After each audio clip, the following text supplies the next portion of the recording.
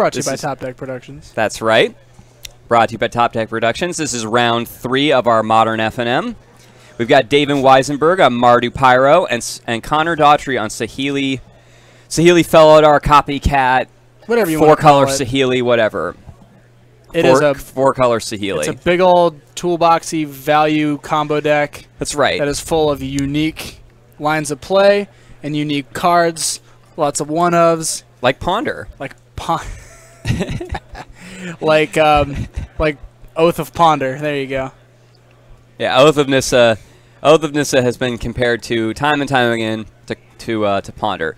So, and I think we're gonna. I'm pretty sure I saw one in Connor's hand, and he's fetching a land that can cast it, and we get to see it all of its ponderous glory. There it is, right in the front. There it is, the green Ponder. So he gets to look at the top 3, and he gets to put a land, a creature, or a planeswalker among them into his hand. We saw a classic tap land out of David on turn 1 here. He's playing what I think is the best mid-range deck right now in the format. Definitely up there. So he chose a colorless land that doesn't tap for any color. in his 4-color deck. In his 4-color deck. Yeah, we'll see if he gets punished. He picked a 4-color. He picked a colorless land that doesn't that can't cast any of his spells. So but it gains him a life, and it gains him a life when it comes into play, and it gains him a life every time he casts an angel. When an angel little main deck hate for burn. So we see the turn 2 Lotus Cobra, and if he gets to untap with that Lotus Cobra, that's big game because every fetch land in his hand is loaded with him. Every fetch land will generate 3 mana. One when the fetch land comes into play. One when he gets the land, and then one that the land taps for. And that's big game. Now David looks like really is how he starts to chain spells together. David's definitely digging for a fatal push here. Was this card in Iconic Masters? Yes. Oh, that's great. That's fantastic. Okay. I didn't know that. That's awesome. Originally from Zendikar, and it has a... Please kill the snake. Promo. Bam! We killed the snake. Look at all those tokens. Look at all that synergy. Look at those Charmanders. They're so cute. Yeah. Charmander's so cute. So here we see David executing on his game plan, which is to in a similar vein is to play a 2-drop and then untap with that 2-drop and go to town. In his case, the 2-drop is Young Peasy, Young Pyromancer. I like Young Peasy better. Oh yeah, Young Peasy. Yeah, I just imagine Young Pyromancer with like a side turn baseball cap and like a chain, you know, with his boys, the fire elementals. So Young Pyromancer is a 2/1 for 1 in a red, and whenever you cast an instant or sorcery, you get to make a 1/1 red fire elemental token. Which definitely adds up. Which they add up. They can block.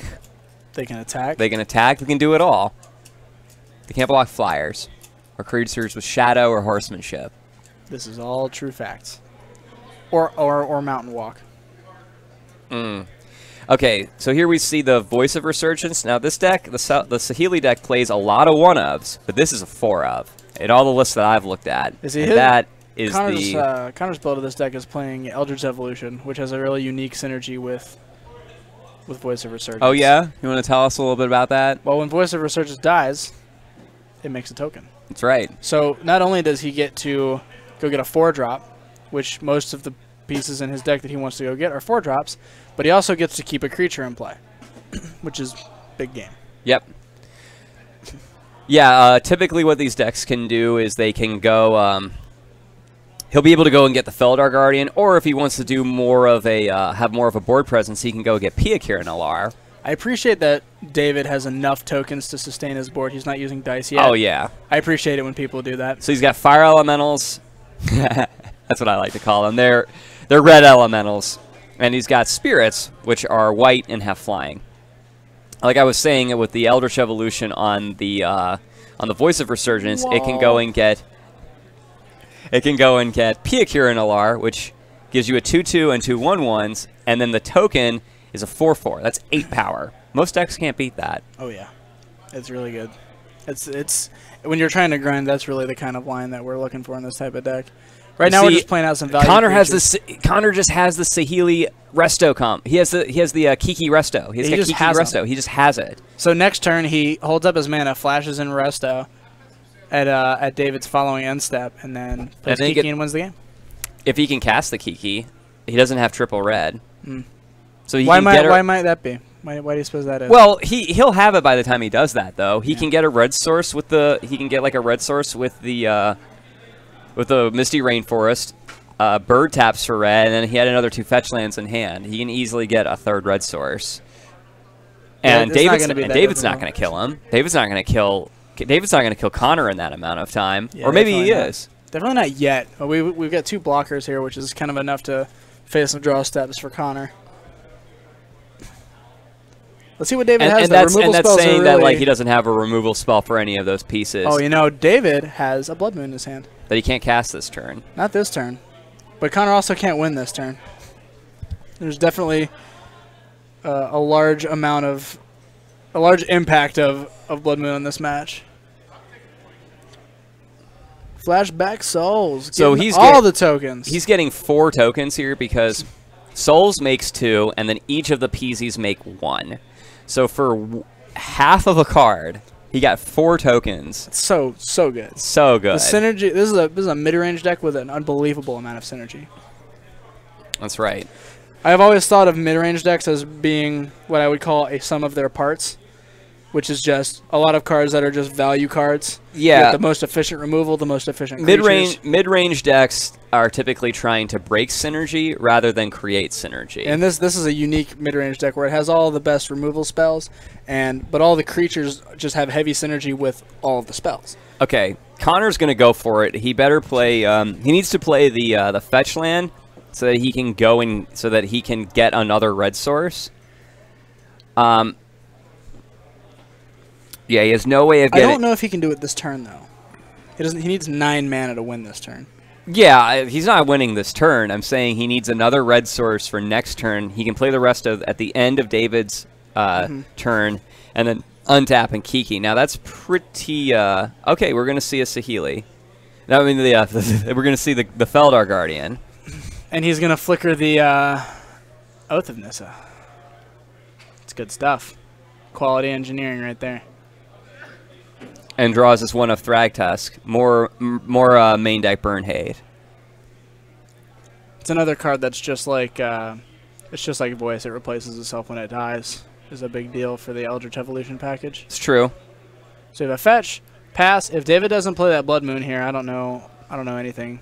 Well, yeah, and then yeah, Connor's setting up next turn. He can use Kiki, and then he can just like Kiki. Ooh, we've got Collective Brutality. He can Kiki the Feldar.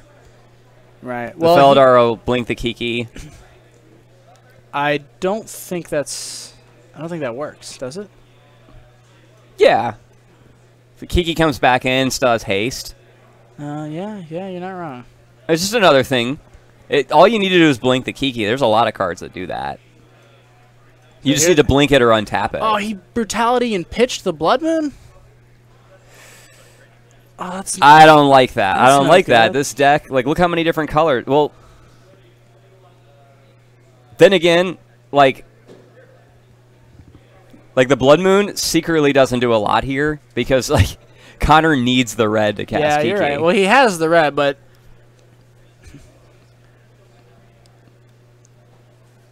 Can we bring up Feldar Sovereign here? He's just dead. David did 9 to him. Oh, okay. And Connor's at 8. So that'll do it. All of my math and thinking for nothing. This is why I just don't do any of that. I just don't think. I don't play math. So there we go. We saw David was able to execute on his game plan, and disrupt Connor enough to slow down his. Right. So yeah, that Collective Brutality was really just to take a blocker out of the game. Yeah, the double Young Pyromancer and then resolving 2 Faithless Lootingses, or excuse me, Slingering Souls is great. Okay, so if you want to rewatch this match you're seeing now, or you happen to miss any of our previous rounds, don't forget that we archive all of our replays at our YouTube page at youtube.com/TopDeckProductionsStream. If you're trying to follow us on other social media, give us a like on Facebook at facebook.com/TopDeckProductions, and be sure to check out TopDeckProductions.com for player deck lists, league standings, and more. And don't forget, we've got our new point system, the loyalty reward system. We're going to call it mana because that's the kind of people that we are. You get 5 mana every 10 minutes of watching the stream, just for watching. You don't even have to talk to us. 10 mana if you're a subscriber, which is a cool 1 mana per minute, followed by an additional 100 mana for cheering 100 bits, and 500 mana just for subscribing, just for doing that little thing. Totally free, 500 points, and or 500 for subscribing. And we've got 50 for following. 50 is for free. 500 costs a little bit, but you're just supporting the stream, supporting the thing that you like to watch. You can use exclamation commands to find out everything, but the important one is exclamation points, which I see everybody's been using to great effect tonight, trying to find out what's going on. We do have a giveaway. We're currently giving away the new Commander set Subjective Reality with Animatu, the Fate Shifter. Forgive me if I butchered the name, because I definitely did. It costs 25 mana per ticket to a max of 10 tickets per person. Subscribers, excluding mods, because, you know, that's favoritism, get a bonus chance to be chosen. You get an extra ticket in there. You can message Top Deck Productions within 2 minutes of being chosen to claim your prize. This next drawing happening on Tuesday. Tuesday at 10 p.m. And speaking of Tuesday, we like to take this a moment to remind you all that Tuesday is our Modern League night, where players play for cash prizes, in addition to the store credit that they get here. So every week, we keep track of all the players in the league. We keep track of their points based off of their wins. And at the end of the month, we give away cash prizes to the top 4 players. First place gets 100, second place gets 50, and third and fourth each get 25. So, if you live in the Greater Cincinnati area and you're looking to put your money where your mouth is when it comes to playing Magic, specifically Modern Magic, come on down. You have to be a minimum patron at patreon.com/TopDeckProductions. And if you're looking to watch some Modern, you're not going to get any better, it's not going to get better than that. The field here has gotten thick. Competition. Quite large. Yeah. Well, not just in our player size, but a lot of our competitive players have started to come back too. And some of our players have also increased in size. This guy. Yes, this guy. This guy's one of them. And speaking of competitive events, we have a competitive event coming up here, not this Saturday, but next Saturday. That's September 1st at 1:30 p.m. We're going to be having a PPTQ. That's Preliminary Pro Tour Qualifier. We're looking at a 5, probably 6-round competitive REL event with a cut to top 8, and the winner of the whole thing gets an invite to the upcoming RPTQ. That's Regional Pro Tour Qualifier. So you can get a shot at the Pro Tour. That's right. This highest is the level of Magic. The highest level of competitive play. This is your shot, the start of your path that leads to the Pro Tour, and that's going to start at 1:30 p.m. this Saturday, next Saturday, September 1st. Here at GameSwap Mason, we're looking at like a $20 to $30 entry for that if you want to play. You'll need a deck list, and yeah, we're streaming it. Yours truly will be one of the hosts, and we'll have an as of yet undetermined co-host. So yeah, come get cued. Right, it's gonna be a good time. Competitive REL. It's rule enforcement law. Level. I like law better, though. Yeah, I mean, it's the law. You know, the level of the law. Anyway, the difference between that is between that and regular is that there's no takesies backsies. It's you make a decision, you gotta stick to it. And if you're unsure about something, you call a judge. This PPTQ is going to be modern. Yeah, we are in modern PPTQ season. We're qualifying for the Modern Pro Tour that is back. Well, the first Pro Tour of 2019 is yet to be determined as far as what format it is, but it was announced that it will be taking place in Cleveland, Ohio. So if I top 4 the RPTQ that I'm qualified for, I get to Go to Cleveland. I get to go all the way to Cleveland, Ohio, for my first Pro Tour. Yeah, Belfi got to go to Spain, but we get to go to Cleveland. We get to go to Cleveland. I would kill to go to Tokyo or Sao Paulo, Brazil. Anywhere else. Anywhere Connor's but got his eye on Sydney, Australia. I just want to go anywhere but Cleveland, man. But Cleveland. I don't even go there like of my own volition. I would if there was a GP there or like an Open. I want to. They have a pretty nice downtown. I have never been to Cleveland, and I live like a couple hours away from it. There's just nothing. It didn't line up. It didn't line up. Our schedule didn't line up. The past GP that they had there. Well, we'll make it work next time. So here we have a Magic game finally starting. We have an Inquisition of Kozilek, which the options here are to take Felidar Guardian, Eldritch Evolution, and Fiery Justice. Fiery Justice. Let's bring up Fiery Justice. No one plays this card, so I'm pretty sure no one's really gonna know what's going on with that card. I barely know. There was a time when I didn't know it was going. No, I know what Fiery Justice does. Fiery Justice costs Naya. It costs Naya, which is a red, a green, and a white, to deal 5 damage as you choose among any number of target creatures and/or players, and then target opponent gains 5 life. So you can do 5 to them, and then they gain the 5. But mostly what you're going to do is you're going to kill a couple other guys, and then they're going to gain 5. And the reason that this deck can do that is because they don't care about their opponent's life total. Yeah, they're comboing off most of the time. They're going to, if and when they combo off, it's for an arbitrarily large amount of damage, somewhere approaching infinite. More than enough to kill their opponent. For sure. So giving their opponent 5 life at any stage of the game does not matter. Yep. And it's a wonderful removal spell. Lotus Cobra, trigger on the land. So now he has 2 more mana, which is really something. He might be able to play another Lotus Cobra. But we're going to Fatal Push it in response. All right. Passing it back to David Wisenberg. Coming in clutch with some hot 1-mana removal spells.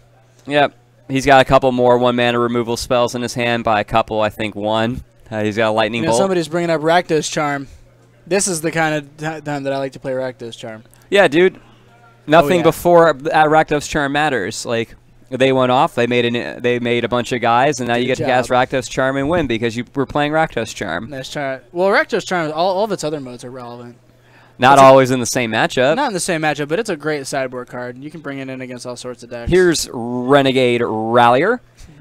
Oh, yeah, Renegade Rallier. Renegade Rallier is an interesting one. In this deck, it's trying to bring back a land, but it can bring it when they combo off. It can bring back a land, or it can bring back a guy. In this case, if Connor is able to have a permanent leave the battlefield and then cast it, he can get back his Cobra.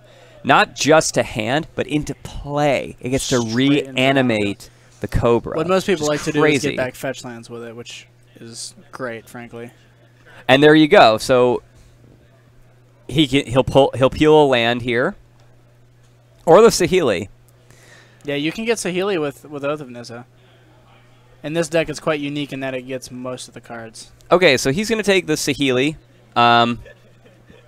It would have been pretty sweet for him to take the land and then play the Renegade Rallier because he had the other Oath of Nissa leave. He could get back the Oath of Nissa. He could get back an Oath of Nissa again, or he could get back the Lotus Cobra, which I'm pretty sure he needs.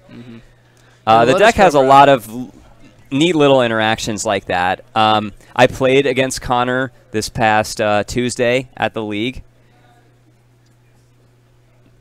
During the league, and he played a Felidar Guardian and blinked the Renegade Rallier, and I didn't realize that the Renegade Rallier. Well, I didn't realize that the Renegade Rallier that would trigger the Renegade Rallier when it came back into play. It left because it itself left the battlefield and then came back, which I think is really cool. Like when there's a lot of creatures with come into play abilities that you get to blink and get more value. Renegade Rallier does have one of those. It is a come into play ability, but it's conditional in that something had to have left the battlefield. And what I think is sweet about that is like you get to blink something, and then it's online. Yeah, when you blink it, something left and it came back, and that triggers. So it works like a lot of the other cards that have come into play abilities. And I thought that was really cool. So this deck has a lot of neat little interactions. Most of the time, it's not really doing anything because you have to get the cards to line up in a certain way. But when they do, you get to win the game. And there's a lot of neat little interactions between there and now. For example, Connor gets to win next turn. If he just does. He just does. He has Saheeli Rai. As long as that Felidar Guardian survives this turn, which is definitely possible. He put that on 0. He put it on 0. He put it on 0 to kill the tokens. Like a boss. That's a heads-up play. Now Connor can't win with that route as long as David has 2 mana open. Yeah, so David just waits for him to go to combat. This basically only fades off 1 combat step from Connor. Yeah. So only really buys 1 draw step for David, but you know what works. You know, sometimes that's what you got to do. He's not at a loss for resources. I think you just go for it because of what my Connor here at the booth said is it's 1 attack step. Yeah. It's 2 mana for 1 attack step. And if Connor leaves off his Saheeli with less than 3 loyalty, you know, David has a K command in his hand. That he does. That he does. So the Saheeli is going to go down to 1 here to make a copy of the cat, and then we're going to bolt the Saheeli. So there we go. That'll do it too. And he still has mana for the engineered explosives, and just in case. Connor still has a 1/4. He has a 1/4 artifact creature with haste that got to blink. The Oath of Nissa. So he still gets value. And at its core, that's what this deck is really trying to do. Is even when you can't combo or don't have all the combo pieces, you still get to get value, like swinging for 2. Now there we had a Selfless Spirit coming off of the Oath of Nissa. Yep. Now what's interesting here is, I think that he should have K commanded to kill that Saheeli, because now with the Selfless Spirit, he could have used the Bolt to kill the Selfless Spirit. And in response to the Selfless Spirit ability protecting the board, he can activate the Engineered Explosives. But he had no way of knowing that. It was just been a more linear play. He wanted to leave open Engineered Explosives. Just in case. But this Selfless Spirit is definitely going to be problems for David if Connor can come up with another Saheeli. Yeah, like next turn. Yeah, because now David has to deal with the Selfless Spirit before the engineer. He can do anything before the Engineered Explosives does anything. So a Fatal Push, a Lightning Bolt, these are all answers, but a K command is not quite there because you can't K command and hold up Engineered Explosives. Not quite enough mana. But he has a Fatal Push. He has a Fatal Push and a K command, of course. Well, that's what so matters. he can cast both. We see the 1-of Plains in the Mardu deck. They don't always have the Plains, but I think at this point it's more often that they do than when they don't, because they are a Blood Moon deck. And they want to be able to cast the front part of Lingering Souls through their own Blood Moon. Most of the time, you're pitching the Lingering Souls to other effects, and that's what lets you... Yeah, you're looting them away and lets you cast Yeah, you're looting them away, and it lets you cast them off of black. Rather than white. Which is good, because, you know, back in the day, Mardy Pyromancer only played the 1 white source, but now they're playing, you know, 2 to 3 They white had, like, sources. a Sacred Foundry. Yeah, just 1 Sacred Foundry. Now they're playing the Plains as well. Yep.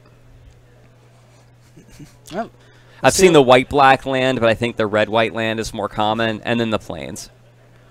Let's see what David does here. I think it might be correct to just push the Selfless Spirit on his own turn.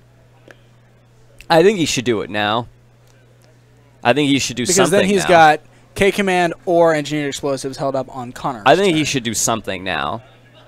Yeah, I think he can push the Selfless Spirit now, hold up Engineered Explosives if Connor does anything, and if he doesn't, K Command him. Does Connor have cards in hand? Yeah, he does. They're just black. They're camouflaged.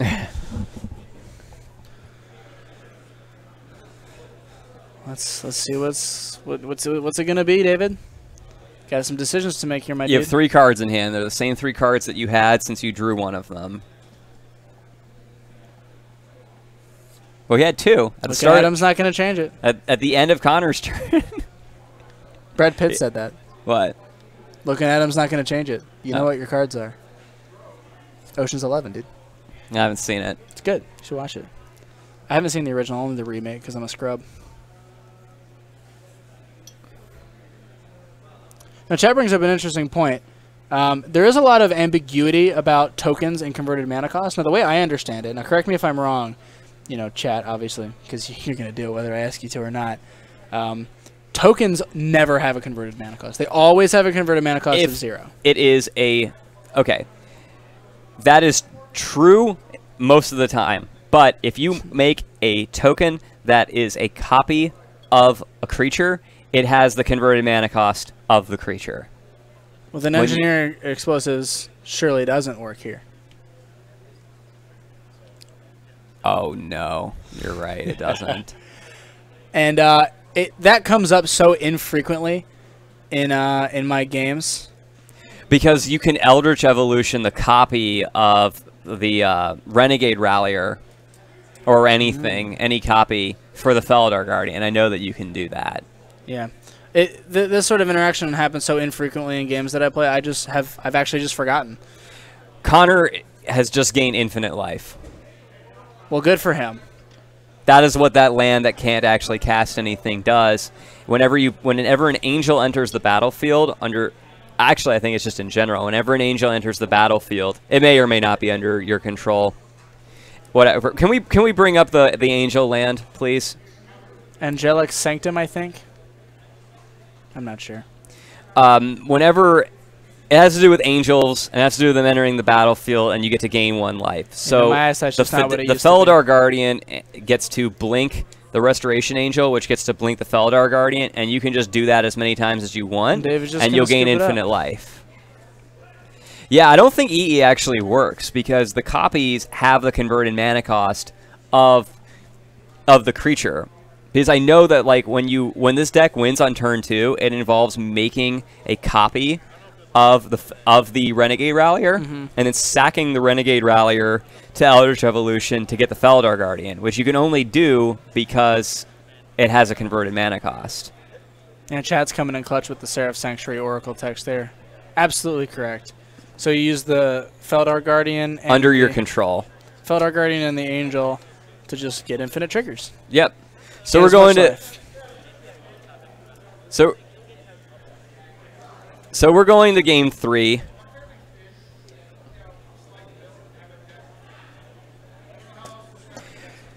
Okay.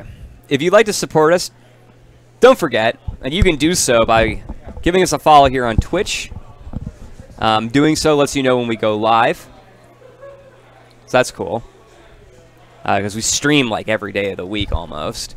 As well as becoming a subscriber to Top Deck Productions.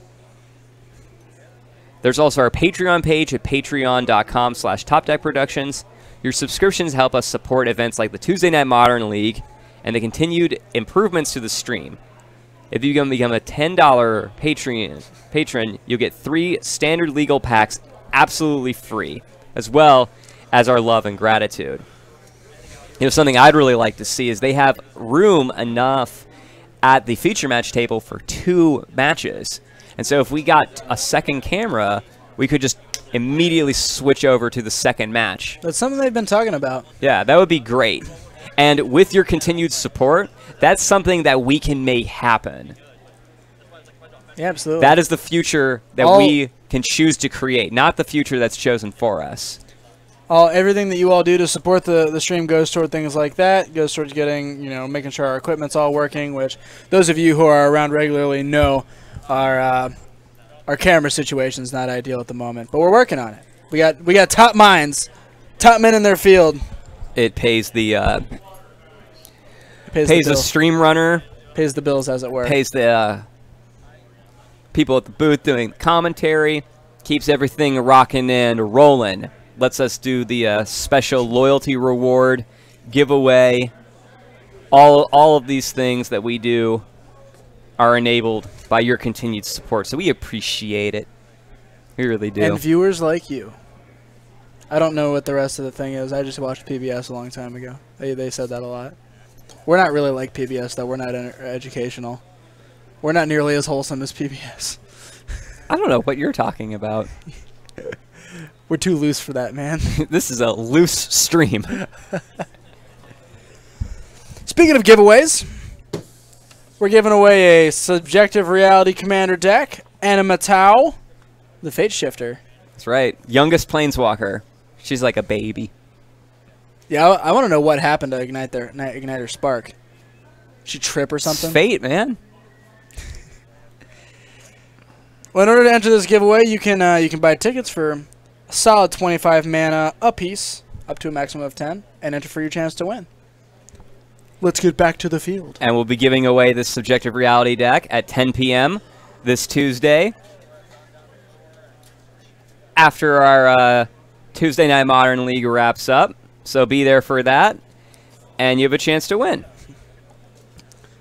All right, so David's already got a board state. David is untapped with his Pyromancer like a champ. It's time to start, guys. Now he's going to town. That's a polluted Delta. That's a polluted Delta in the Mardu deck. Yeah? It's a hell of a land. Yeah? It can only go and get the swamps. There's the Blood Moon. Nice Seraph Sanctuary, Connor. Yep, loses all of its abilities. That's just a mountain now, which makes Kiki easier to cast, but makes the rest of it harder. No infinite life for you this turn. He can cast boy. He can cast Kiki, and he can cast Saheeli because he's got Oath of Nissa out. That's right. But he can't cast anything else. He gets to play that that Shockland untapped because it's not a Shockland. It's a mountain.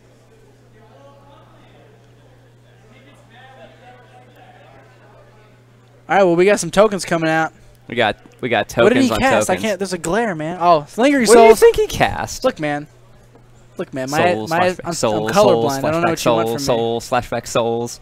Well, he didn't flashback Souls. He's gonna flash it back next turn. Ooh, you know he is. He doesn't have any. Oh, he has Black Man. He went and got a swamp. He knows what's up. Yeah, he played in his own Blood Moon, dude. Yeah, I would have made that mistake. I'm not used to playing with Blood Moon. Let's see. Let's see the flashback. Let's see it. Yeah, he's holding up double red for that bolt. Just in case. Just do it. Yeah, this early Blood Moon is really setting Connor back. This is really no good for him. Yep. Guy's already at 9. So no bueno. He had the he didn't really have the opportunity to play around it though. He needed the white and the green. For sure. And he had a Misty, so it's not like he could have gotten the plains. Yeah, absolutely. He definitely. Well, there's Kiki Jiki. Not too good on his own. No, but he's definitely something. He's a blocker. You're assuming gender here. Kiki Jiki is actually a female. That's a fictional character, Zach. Mm-hmm. And I appreciate it when people refer to the fictional character as like the gender that doesn't matter. I'd appreciate you get off my back, boy. Boy. All right, well, there we go. We saw the interactive deck take down the uninteractive deck. Who would have thought? Who'd have thunk it? And that'll wrap up this one. See if we can get the backup match in here for you. And if not, then that'll be it for round 3. So we'll be back in a little bit, bringing you some fresh Magic the Gathering for round 4, or momentarily.